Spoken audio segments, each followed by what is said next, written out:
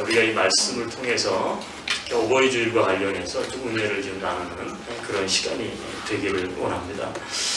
오늘 성경은 이렇게 시작합니다. 나는 심었고 아볼로는 물 주었을 때 오직 하나님께서 자라나게 하셨다. 이렇게 말씀하세요. 네. 여러분, 이 말씀은 우리가 인생을 살아가면서요, 그냥 나 혼자 저절로 된 것이 아니다 라는 거예요. 네. 그 얘기는 만물이 지금 세봄이 되어서 잔디가 자라고 꽃이 피고 새가 꼬집고, 그리고 우리 에드몬턴은 또 놀라운 굉장히 어썸한 도시인 것은 또 지난주에는 눈이 갑자기 또 다 왔다 그래요. 그래서 저한테 카톡으로 저희 아내가 눈이 소복이 쌓인 것을 좀 보내줬는데, 걱정을 하면서 들어왔는데 또 언제 그랬냐는 듯 다 녹고 이제 초여름처럼 날씨가 따뜻한 것 같아요. 여러분, 모든 만물이 홀로 되어져 가는 것 같지만 그러나 그렇지가 않습니다. 우리 하나님을 믿는 사람들은 믿음으로 고백할 것이 뭐냐면 온갖 만물이 저절로 혼자 있는 것이 아니라는 거예요. 혼자 자라나는 것 같고 혼자 어떤 생명이 움트는 것 같지만 그렇지 않다는 거예요. 성경에서는 하나님께서 돌보신다 이렇게 말씀하세요. 네. 여러분, 오늘 성경은 그래서 심는 이가 있다는 것입니다. 심는 이가 있다. 심는 이는 어떤 사람일까요? 제가 생각해 봤어요. 개척자와 같은 사람이에요. 개척자. 심는 사람. 굉장히 어렵죠. 아무것도 없는 상태에서 무엇인가를 이제 시작하기 때문에 어려운 거예요. 근데 심는 이가 있어요. 개척자가 있었어요. 근데 그 사람에서 끝나는 게 아니에요. 그 사람 다음에 어떤 사람이 있으면 물 주는 이가 있었다. 오늘 성경은. 다른 말로 말하면 돌보는 자 혹은 양육하는 자. 네. 세 번째는 뭐예요? 물 심는 이도 있었고 물 주는 이도 있었지만 자라나게 하는 이도 있었다. 다른 말로 말하면 성장시키는 자, 또 다른 말로 말하면 열매를 맺게 하는 자가 있었다는 거예요. 오늘 성경은 고린도 전서입니다. 여러분, 고린도 교회는 여러 가지 측면에서 굉장히 큰 교회였고요. 크게 성장한 교회였어요. 그런데 이 교회 안에 모순이 하나 있었어요. 그 모순은 무엇이냐면 바로 이 사실을 간과했다는 거예요. 심는 이가 있었고 개척자, 물주니가 있었고 아볼로와 같은 사람, 그리고 자라나게 하는 이, 즉 하나님에 의해서 고린도 교회가 성장할 수 있었는데 이 고린도 교회는 이 사실을 잃어버렸다는 거예요. 그래서 자기가 잘된 것처럼 스스로, 그래서 파당이 교회가 분열이 됐어요. 자기 교만으로 인해서 편이 갈라졌어요. 그래서 어떤 사람은 바울파, 즉 개척자였던 바울, 어떤 사람은 양육을 시켰던 아볼로와 같은 아볼로파, 어떤 사람은 아니다, 그리스도파. 그래서 교회가 분열되어 있었다는 거예요. 자기 교만으로 인해서 각자가 자기만 옳다, 그렇게 모순에 빠져 있었다는 거예요. 여러분, 우리가 흔히 저지르기 쉬운 오류는 뭐냐면 자신을 너무 지나치게 주장하기 때문에 다른 사람들을 궁지로 몰아넣는 경우가 참 많아요. 우리가 맞다, 내가 맞다, 그 주장이 너무 강하면요, 그 얘기는 무슨 얘기냐면 다른 사람은 틀렸다, 내가 맞고 당신은 틀렸습니다, 우리가 맞고 당신들은 옳지 않습니다, 그럴 경우가 많기 때문이라는 거예요. 생각해야 될 것은 무엇일까요? 오늘 성경에 있는 것처럼 심는 이도 있었다, 그리고 물 주는 이도 있었다, 자라나게 하시는 이도 있었다.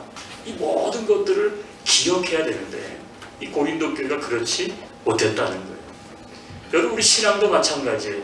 오늘 우리가 여기에서 예배를 드리고 하나님 앞에 나올 수 있었던 것은요, 우리 스스로가, 내 스스로가 잘나서 내 스스로가 그럴 만한 하나님의 은혜를 그렇게 받을 만해서 우리가 오늘 여기에 있게 된 게 아니에요.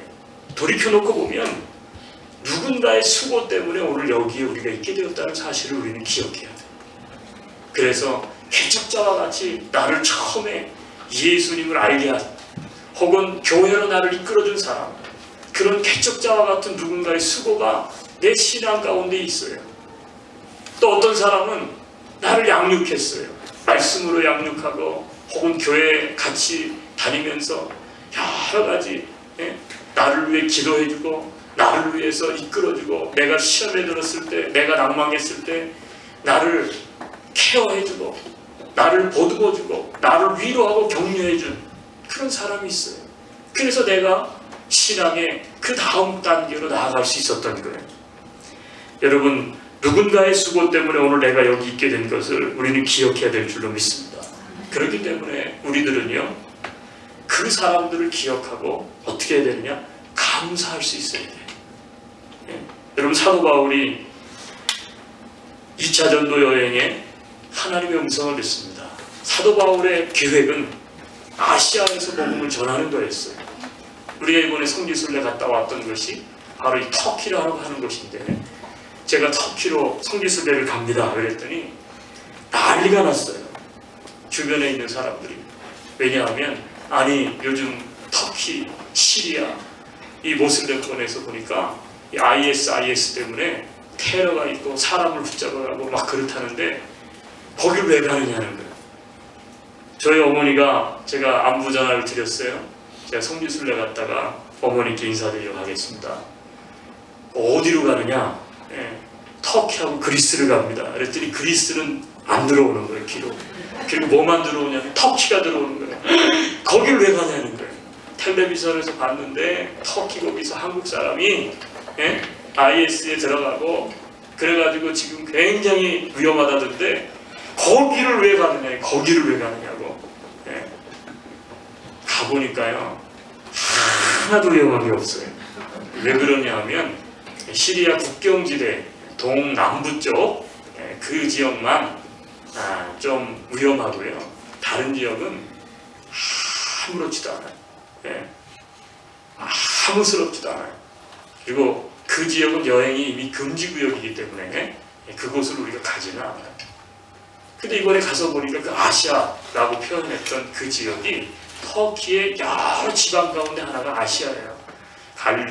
우리가 알고 있는 것처럼 갈라디아 지방, 혹은 아시아 지방, 혹은 본도 지방, 이게 그 지방 중에 하나예요.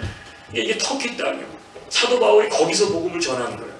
1차 전도 여행 때 갈라디아 지방으로 갔고 2차 전도 여행 지방에 다시 이 터키를 간 거예요.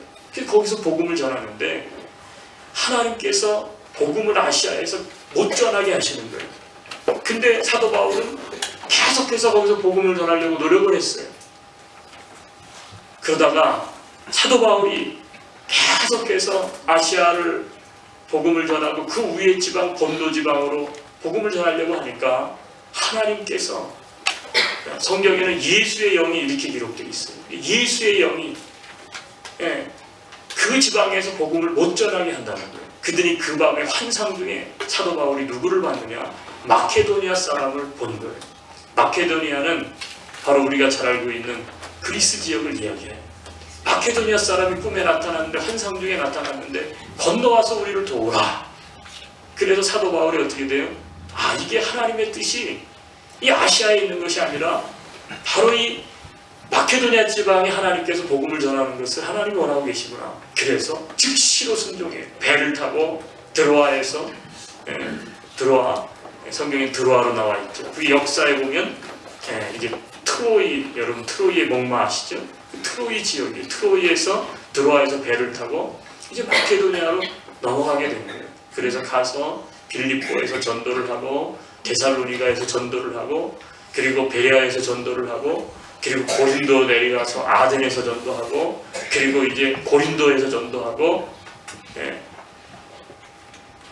여러분, 사도 바울의 선교 여정 코스를 우리가 이번에 직접 순례를 했는데 그 2차 전도 여행 중에 가장 오래 머물렀던 곳이 어디냐? 그게 바로 고린도예요. 고린도. 가서 보니까 사도 바울이 왜 고린도에서 가장 오래 머물렀는지를 알 수 있겠더라고요. 제가 성지순례 갔다 온 것은 이제 앞으로 조금씩 보따리를 좀 풀어 놓을게요. 그래서 이 고린도에서 사도 바울이 1년 6개월 동안 머물렀어요. 굉장히 오래 머물른 거예요. 그래서 고린도에서 복음을 전했다는 거예요. 여러분, 2주 동안 저희가 비행기 타고요, 그리고 국내선도 다시 비행기 타고요. 그리고 나머지 비행기를 타지 못하는 지역은 버스를 이용해서, 자동차를 이용해서, 그리고 나중에 터키 다 순례하고 난 다음에는 배를 타고 밤새, 밤에 타서 그 다음날 새벽까지 이제 에게해를 건너서, 에게해를 건너가지고, 그리고 오늘날 아테네, 성경의 아덴으로 그렇게 밤새 갔어요. 그리고 다시 또 차를 이용해가지고 육로로 2주 동안, 정말 어마어마한 거리예요. 따져보니까. 왜냐하면 터키만 해도 남북한의 3배가 되거든요. 굉장히 넓은 지역이에요. 그리스까지 전부 그렇게 다녔는데, 그거 다니면서 우리 모든 같이 순례했던 분들이 놀라운 사실을 발견했어요.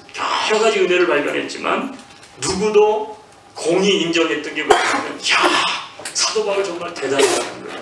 왜냐하면 우리는 비행기 타고 또 비행기 타고 또 버스 타고 그리고 배 타고 우리는 너무너무 그렇게 2주를 다녔는데도 그 거리가, 와, 이게 정말 보통 거리가 아니에요.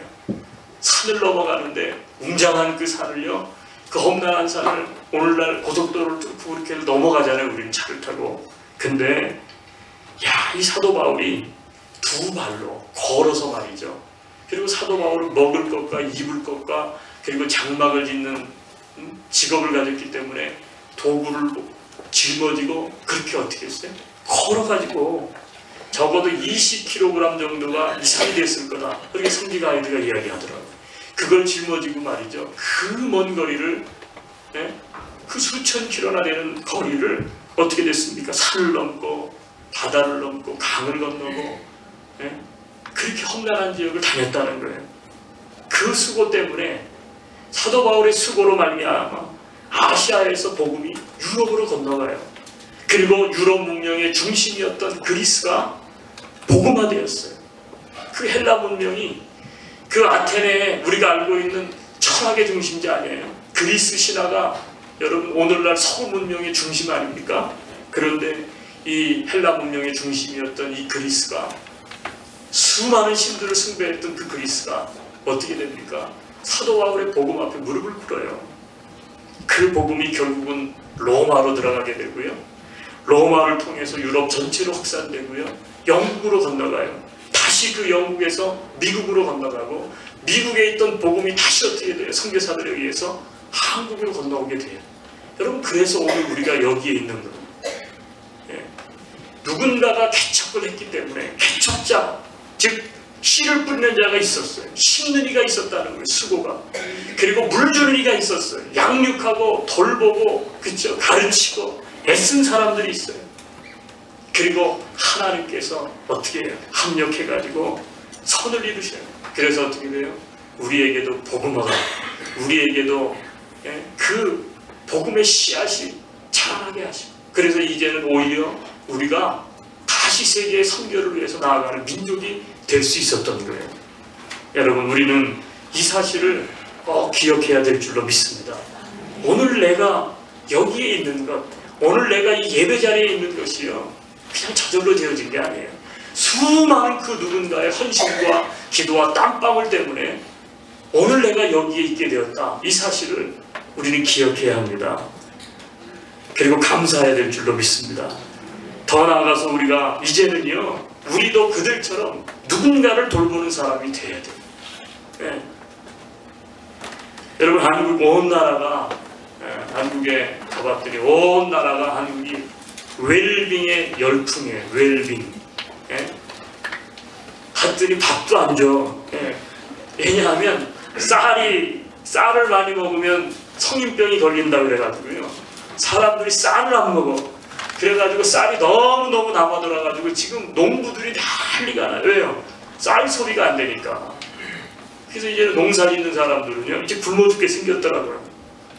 그리고 몸에 좋은 것만 먹어요. 입는 것도 마찬가지고요. 여러분, 심지어 먹는 것, 입는 것만 웰빙이 아니에요. 깜짝 놀란 것은 뭐냐면 노는 것도 웰빙 시대예요. 노는 것까지 웰빙이요. 그 영향 중에 하나가 이제는 뭐냐면 도시 생활을 떠나가지고 조금 여유가 되면 시골에 가서 전원주택을 짓고 시골에서 자기가 씨 뿌려서 갖고서 무공해, 무농약 그런 식물을 먹는 거, 채소를 먹는 거. 시골에 갔더니 저희 어머니가 그러는 거예요. 큰일 났다는 거예요. 왜요? 그랬더니 야, 사람들이 다들 미쳤다 그래. 왜 그래요? 그랬더니 저희 고향은 강화도 앞에 있는 성모다라는 조그만 섬이에요. 배를 타야 건너가는데 제가 가 있는 그동안에도 보니까요, 온 산이 울긋불긋해. 왜 이렇게 이 산에 울긋불긋하더라? 보았더니 진달래도 피고 꽃이 피어서 울긋불긋한 게 아니고 사람들이 나물 뜯으러 와가지고 온 산에 나물 뜯는 사람들이 너무 많은 거, 평일인데도 그 사람들이 어디로부터 왔는가 봤더니 전부 서울에서부터 온 거예요. 왜? 1시간 반이면 올 수 있는 가까운 거리고 섬이니까 오염되지 않았다 그래요. 그래갖고 와가지고요, 온 산을 다니면서 다 뜯어가는 거예요. 그 사람들이 다 어디서 온 사람들이냐? 전부 서울서 온 사람들이래. 예. 왜 그렇게 그걸 뜯으러 여기까지 옵니까? 사 먹지. 그랬더니 하는 얘기가, 야, 요즘은 농약 안 친 거, 산에서 야생화로 자라난 거, 그걸 그렇게 사람들이 찾는다는 거예요. 여러분, 그게 유행이에요. 그 섬에 갔는데요, 온 섬 바닷가는 전부 펜션으로 가득해. 펜션 짓고 사람들이요, 옛날에는 산에 살면 가난한 사람이었어요. 그쵸? 옛날에 산 나물, 뭐 민들레 그거 뜯어먹는 사람은 가난한 집 앞 사람이었고, 보리밥 먹는 사람, 현미쌀 먹는 사람은요, 불쌍한 사람이었어요. 옛날에는 돈 있는 사람들은 신쌀밥을 먹었고, 돈 있는 사람들은 서울에 살았지, 네? 산 속에 바닷가에 그렇게 살지 않았다고요. 근데 이제는 산속으로 들어가고 바닷가로 들어가고 막 그러는 거예요. 여러분, 왜 그럴까요? 그게 굉장히 좋은 것 같아 보여요. 좋은 것 같아 보여요. 그래가지고 사람들이 펜션을 짓고 내려와 있는데, 그 다음 저희 아버님 말씀이 참 과장이에요. 아직 뜨거운 맛을 못 봤대. 왜 그러세요? 그랬더니 펜션 짓고 와가지고 처음에는 노년 연금 받아서 은퇴해가지고 와서 살더라는 거예요. 처음 한 1, 2년은. 그래서 씨 뿌리고 농사를 져서 뭘 뜯어먹고 막 그러더래요. 근데 짓는 거 보니까 농사도 아니더래, 그거는. 예? 지어먹지 않았으니까 지을 줄을 모르는 거죠. 예? 제가 이번에 저희 아내가 문자가 왔어요. 여보, 들어올 때 고추 씨를 꼭 구해갖고 들어가는 거예요. 고추 씨앗을. 예, 그래가지고 이제 종묘사를 이제 찾아갔어요. 시골의 종묘사를 찾아가서 고추씨 주세요. 그랬더니 딱 나를 쳐다봐요. 어디서 왔어요? 캐나다에서 왔어요. 그럼 그렇지. 그러는 거예요. 야, 이 사람은 아무리 몰라도 그렇지, 예? 고추는 씨를 사가는 게 아니라, 예? 그 고추 모를 사가야 되는 거지. 씨를 뿌려가지고 자란 거. 그럼 하는 얘기가, 지금이 몇 월인데 고추씨 뿌려갖고 언제 고추를 따먹으려고 혼내는 거예요, 저를. 그래서 그거 저 농사꾼의 자식이기 때문에 알아요. 그래서 그랬더니 막야단을 치는 거예요. 그래서 그래도 고추씨 주세요. 그랬더니 없어. 그러는 거예요. 없대. 못 사왔어요, 결국은. 네. 나오면서 제가 그랬어요. 아니요, 올해 심지 않고 내년에 심으려고 그랬는데. 농사를 지을 줄 모르는 거죠. 예. 사람들이 그렇게 갖다 농사를 지으면 굉장히 좋을 줄 알아요. 재밌죠. 처음에 신기하고 싹 자라고 뭐 하니까 너무너무 재밌어요. 근데 시간이 지나니까 시골 삶이, 이야, 이게 너무 힘든 거예요. 씨 뿌려놓고 물 주면 다 되는 줄 알았는데 저절로 되는 게 아닌 거예요. 그러니까 사람들이 어떻게 돼요? 1, 2년 그렇게 하다가 이거 모르겠다. 그리고는 펜션을 세주고 전부 도시로 다시 간다는 거예요. 그래서 펜션이 텅텅 비어 있다는 거예요. 텅텅 비어 있다는 거예요. 여러분, 땀을 흘리고 수고해야 열매를 맺습니다. 여러분, 이게 법칙이에요. 이게 법칙입니다. 여러분, 마찬가지예요. 우리가 어떤 일을 이루기 위해서는 수고하고 헌신하고 땀을 흘려야 돼요. 때로는 희생도 감수할 수 있어야 돼요. 사도 바울의 그 희생, 그 감수, 그 헌신으로 말미암아 복음이 전해졌던 것처럼 신앙도 마찬가지고 우리의 삶도 마찬가지고, 여러분, 우리의 가정이 행복해지는 것, 그것도 마찬가지예요. 수고하고 애쓰지 않으면 우리 가정이 행복해질 수가 없는 거예요. 여러분, 중요한 것은 무엇입니까? 우리도 그들처럼 누군가를 위해서, 그렇죠? 어떤 일을 위해서 희생과 수고와 헌신, 물 주는 것, 심는 것, 자라나게 하는 이런 역할들이 우리에게 필요하다는 거예요. 여러분, 그 역할 중에 가장 중요한 역할은 무엇보다도 하나님의 역할이에요. 오늘 성경은 그렇게 이야기해요. 자, 고린도 교회가 이렇게 아름답게 성장했는데, 자, 사도 바울이 심었기 때문에 가능했다. 아볼로와 같은 물 주는 사람, 양육하는 사람, 가르치는 사람이 있었기 때문에 그랬다. 그러나 무엇보다도 자라나게 하는 하나님이 있었기 때문에 이 고린도 교회가 성장한 것이다. 그러니까 너희가 저절로 잘나서 그렇게 교회가 성장하고 너희의 믿음이 컸다고 생각하지 말아라. 그들의 수고를 기억해라. 그러면서 하는 얘기가 하나님께서 이 모든 것을 하셨다. 여러분, 우리가 수고하고 애써도요, 하나님께서 우리에게 은혜를 주시지 아니하면 여러분 열매를 거둘 수가 없습니다. 거둘 수가 없어요. 하나님은 모든 것이 합력해서 선을 이루게 하시는 분이에요. 개척자가 필요해요. 그렇죠? 양육하는 자가 필요해요. 그런데 하나님께서 자라나게 하시는 거예요. 여러분, 우리 가정도 마찬가지예요. 부부가 열심히, 그렇죠? 열심히 가정을 세웁니다. 그런데 여러분, 우리가 잘 알고 있는 것처럼 가정을 세우는 분이 누구예요? 그건 하나님이에요. 하나님께서 가정을 세우지 않으면 파수꾼의 경성함이 허사하다 그랬어요. 그렇기 때문에 우리는 이 사실을 기억해야 돼요. 여러분, 5월은 가정의 달입니다. 오늘은 어버이 주일이에요. 부모님들이 또한 바로 그 주인공들이세요. 부모님들이 수고하셨어요. 헌신했어요. 그리고 희생하셨어요.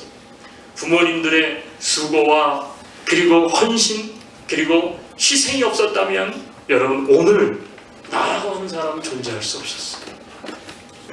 내가 저절로 똑똑하고 잘나서 이렇게 이민 와가지고 잘 살고, 이민 와가지고 내가 공부하고, 이민 와서 내가, 그게 아니에요. 여러분, 부모님들의 혹은 우리 주변에 있는 그 누군가의 수고와 헌신 때문에 심느니 물 주느니 그런 분들이 있었기 때문에 여러분, 오늘 내가 여기에 있게 된 사실을, 존재할 수 있게 된 사실을 우리는 꼭 기억해야 될 줄로 믿습니다. 하나님께서 은혜를 주셨기 때문에 여러분, 오늘 우리가 화목한 가정을 이루고 이 땅 가운데 살아가게 된 사실을 우리는 잊어서는 안 되겠어요. 그러니까 우리는 이 사실을 잘 기억하고, 그리고 이제는 어떻게 돼요? 우리가 또 다른 누군가를 위해서 부모 역할을 잘 감당해야 될 줄로 믿습니다. 이런 사람들이 있어요. 매일 아이들처럼 뭐 주세요, 뭐 해주세요, 계속 바라기만 하는 사람들이 있어요. 여러분, 아니에요. 아이들이 성장하면 18세가 되면 성인이 되고 이제 자립을 준비하죠. 그렇죠? 그리고 이 아이들이 자립을 해가지고 인생을 살면서 실수를 경험하고 그러면서 성장하고 성숙해요.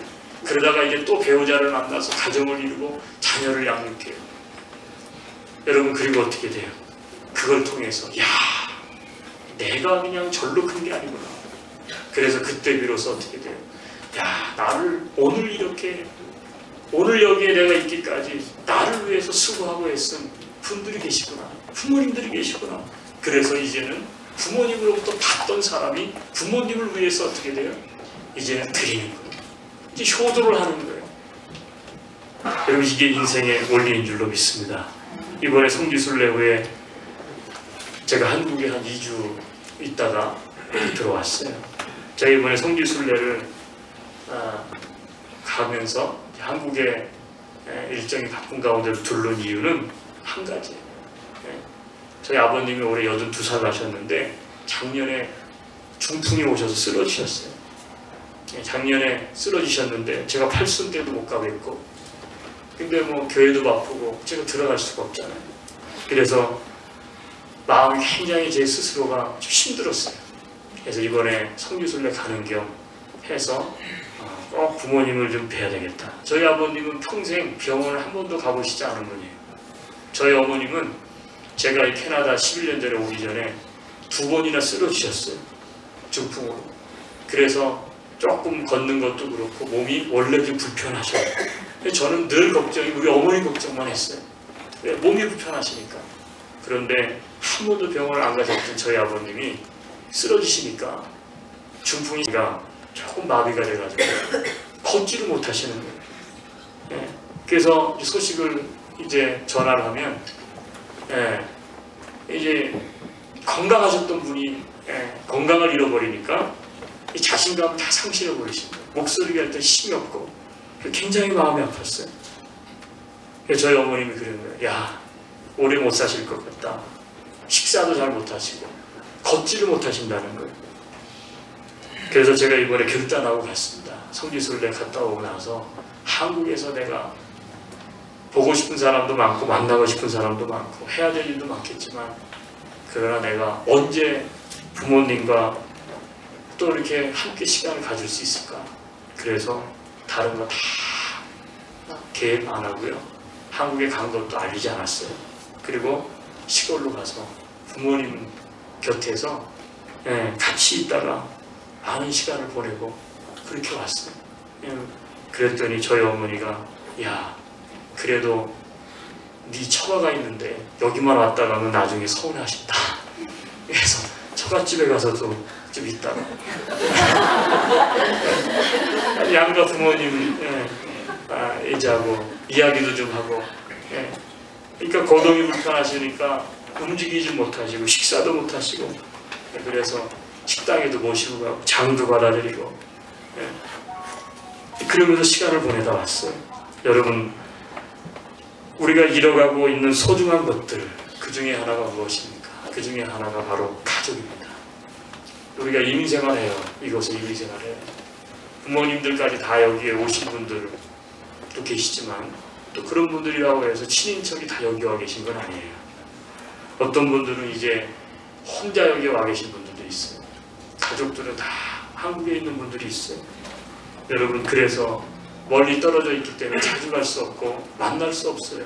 그렇기 때문에 우리 스스로가 어떻게 되냐면 저절로 불효자가 돼가요. 그렇죠? 곁에 있으면 그래도 한 번이라도 더 찾아뵐 수 있는데 멀리 있기 때문에 그럴 수 없기 때문에 불효자가 돼가는 거예요. 네? 여러분, 신앙과 가족은 떼려야 뗄 수 없는 것입니다. 신앙은 가족을 이야기하고 있고 여러분, 가족은 곧 신앙생활과 직결되어 있습니다. 우리가 멀리 부모님들과 혹은 가족들과 떨어져 있을지라도 여러분, 우리가 정말로 이 사실을 잊지 말고 살아갔으면 참 좋겠어요. 오늘 내가 여기에 있는 것은 바로 우리 가족들의, 특별히 우리 부모님의 그 수고와 노고와 희생 때문에 내가 오늘 여기에 있다. 있다. 더 늦기 전에 이 사실을 우리가 기억하고 살아갔으면 좋겠습니다. 더 나아가 여러분, 우리가 가져야 되는 것은 한번 따라합시다. 부모 마음을 가지고 살자. 여러분, 마찬가지예요. 그리고 부모 마음이 어떤 마음입니까? 부모 마음은 심는 마음이고 물 주는 마음이에요. 근데 이 부모 마음을 상실하게 되면 불평이 나와요. 자꾸 받으려고만 하고, 그렇죠? 어떤 관계 속에서 자꾸 부모 마음을 가진 이런 사람들이 많으면 그 공동체는 행복한 거예요. 그런데 이 부모 마음이 없어.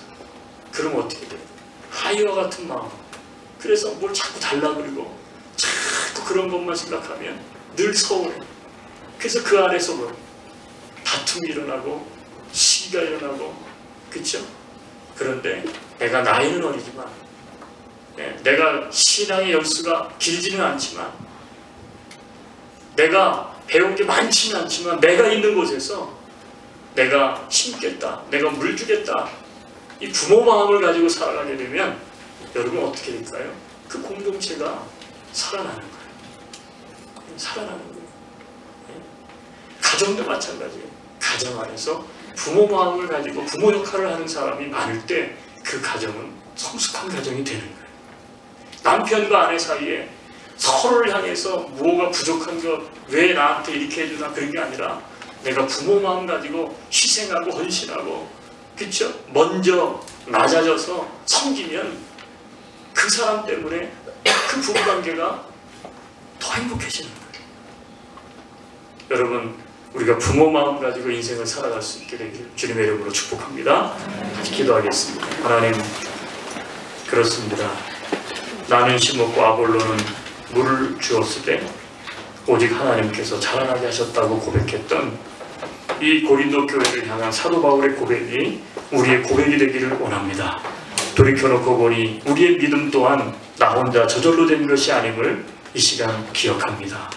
하나님, 오늘 내가 여기에 있게 된 것 저절로 된 것이 아니라 사랑하는 우리 부모님들의 수고와 희생과 헌신 때문에 오늘 내가 여기에 있게 된 것을 아버지 하나님의 참으로 기억합니다. 참으로 감사합니다. 이 모든 것을 합력하여 선을 이루게 하시고 그리고 자라나게 하신 하나님의 은혜가 아니었다면 그 모든 수고와 희생도 헛된 것임을 알게 하신 것 또한 감사를 드립니다. 하나님, 이제부터 아버지 하나님은 내가 기억하며 살겠습니다. 감사하며 살겠습니다. 더 나아가 누군가를 위해서 돌보며 살겠습니다. 이제는 부모 노릇하고 부모 마음 가지고 모든 사람들을 섬기겠습니다. 하나님, 결단하는 우리 모든 성도들 하나님께서 기억하여 주시고 가정과 인생과 그리고 공동체 위에 하나님의 놀라운 은혜가 넘쳐날 수 있도록, 감사가 넘쳐날 수 있도록 붙들어 주옵소서. 특별히 연로하신 우리 부모님들을 하나님 기억하여 주시고 하나님, 그들의 건강과 그리고 그들의 헌신과 수고가 헛되지 않도록 하나님께서 잘 열매 맺을 수 있도록 은혜로 함께해 주옵소서. 교회 안에도 연로하신 분들이 계십니다. 하나님께서 그 아버지 하나님 연로하신 분들 정신과 그리고 믿음과 그리고 육체를 붙들어 주시옵소서. 강건케 하여 주시옵소서. 무엇보다도 온 가정들이 행복을 위해서 아버지 하나님의 서로 부모 역할을 잘 감당하는 부모 마음을 가진 사람들이 되게 도와주셔서 가정 가운데에 힘들고 어려운 이민생활 가운데에 아버지 하나님의 함께 위로함으로 격려함으로 아버지 하나님 힘들고 어려움도 잘 극복하고 아버지 하나님 늘 웃음이 떠나가지 않는 행복하고 건강한 가정들 될 수 있도록 회복시켜 주옵소서. 예수님 이름으로 축복하며 기도하옵나이다. 아멘.